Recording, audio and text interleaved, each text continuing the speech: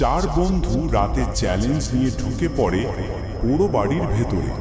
বাতাস থমথমে, দেয়ালে রক্তের ছোপ। হঠাৎ তারা দেখে এক নারীর মুখ, যার গলা কাটা, রক্তে ভেসে যাচ্ছে বুক। ঘরের কোনায় বসে এক পিশাচ, যার দুই চোখ নেই, ঘরতে খালি চোখের জায়গা থেকে পোকা বেরোচ্ছে। এক অদ্ভুত আকৃতির ভূত ছায়ার মতো করে হেঁটে আসছে, তার শরীর বাঁকানো, হাঁটার শব্দে হাড় গড়গড় করছে। তার মুখ হঠাৎ 180 ডিগ্রি ঘুরে যায়। ছাদে ঝুলছে এক ভৌতিক দেহ, তার জিভ বের হয়ে আছে, মুখ বিকৃত। ঘরের ভেতর ধোঁয়ায় ভরা। হঠাৎ ধূপের গন্ধের মধ্যে দেখা দেয় এক তান্ত্রিক ভূত। তার গা ছাই মাখা, চুল এলোমেলো, চোখ রক্তবর্ণ, আর হাসছে বিকট ভাবে।